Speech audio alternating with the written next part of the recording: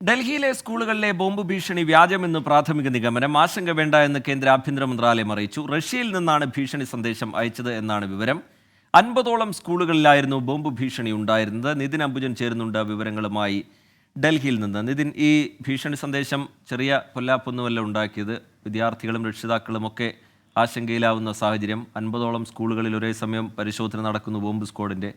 ഇപ്പോഴത് വ്യാജം എന്നുള്ളൊരു വിലയിരുത്തലിലേക്ക് എത്തുന്നുണ്ട്. എന്താണ് കേന്ദ്ര ആഭ്യന്തര മന്ത്രാലയം ഇതുമായി ബന്ധപ്പെട്ട് അറിയിക്കുന്നത്? ഒരേ ഐഡിയിൽ നിന്നാണ് ഈ സന്ദേശങ്ങൾ വന്നിരിക്കുന്നത്. ഇതിൻ്റെ അന്വേഷണ പുരോഗതി എങ്ങനെ നിതിൻ?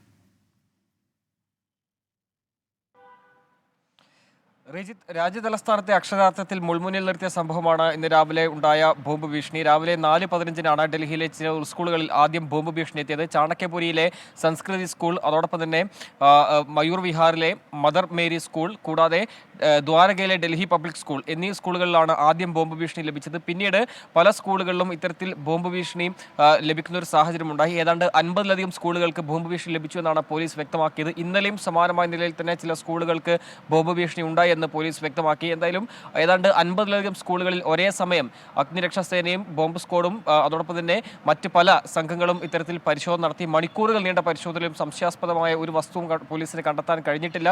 ഈ ഒരു പശ്ചാത്തലത്തിലാണ് ഈ സന്ദേശം വ്യാജമെന്ന ഒരു വിലയിരുത്തലിൽ പോലീസ് എത്തിയത്. എന്തായാലും പല സ്കൂളുകളിലെ പരിശോധന ഇപ്പോഴും തുടരുന്നുണ്ട്. ചില സ്കൂളുകളിലെ പരിശോധന ഇപ്പോൾ പൂർത്തിയാക്കി. ഡൽഹിയിലെ ലഫ്റ്റനന്റ് ഗവർണർ സ്കൂളുകൾ സന്ദർശിച്ചു, സാഹചര്യം വിലയിരുത്തി. അതേസമയം തന്നെ ഈ സന്ദേശം ലഭിച്ചത് ഒരു കേന്ദ്രീകൃത സ്വഭാവമുണ്ടെന്നാണ് പോലീസ് വ്യക്തമാക്കുന്നത്. ഒരു ഇമെയിൽ ഐഡിയിൽ നിന്ന് തന്നെയാണ് ഈ പല സ്കൂളുകൾക്കും ഇത്തരത്തിൽ ഭീഷണി സന്ദേശം എത്തിയത്. റഷ്യയിൽ നിന്നുള്ള ഒരു സന്ദേശമാണെന്ന ഒരു നിഗമനത്തിലാണ് പോലീസ് ഇപ്പോഴുള്ളത്. അന്വേഷണം തുടരുന്നുണ്ട്. അതോടൊപ്പം തന്നെ കേന്ദ്ര ആഭ്യന്തര മന്ത്രാലയം ഈ സാഹചര്യത്തെ ഗൗരവത്തിൽ തന്നെയാണ് കാണുന്നത്. കഴിഞ്ഞ 2 മാസം മുൻപും സമാനമായി തന്നെ ഒരു ഭീഷണി സന്ദേശം ഉണ്ടായിരുന്നു. പക്ഷേ അത് വ്യാജമാണെന്ന് പിന്നീട് തെളിഞ്ഞു. എന്തായാലും ഈ വ്യാജ സന്ദേശമാണെങ്കിൽ പോലും 50ഓളം സ്കൂളുകളിൽ ഇത്തരത്തിൽ ഒരേ സമയം സന്ദേശം എത്തുന്നു. ഇത് മാത്രമല്ല വിദേശത്തുള്ളൊരു സന്ദേശം എന്ന നിലയിൽ തന്നെ അതിൻ്റെ ഗൗരവത്തിൽ തന്നെയാണ് ഇപ്പോൾ ആഭ്യന്തര മന്ത്രാലയം നോക്കിക്കാണുന്നത്. എന്തായാലും അന്വേഷണം തുടരുന്നു എന്നാണ് ഇപ്പോൾ പോലീസ് വ്യക്തമാക്കുന്നത്. ഇത് എവിടെ നിന്നാണ് സന്ദേശം ലഭിച്ചതെന്നുള്ള കൃത്യമായ വിവരം വൈകാതെ തന്നെ പോലീസ് പുറത്തുവിടും.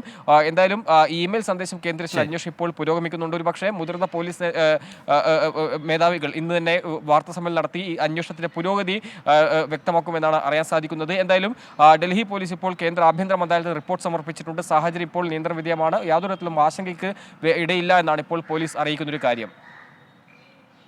ശരി, നിതിൻ അംബുജൻ ഡൽഹിയിൽ നിന്ന് വിവരങ്ങൾ നൽകുകയായിരുന്നു.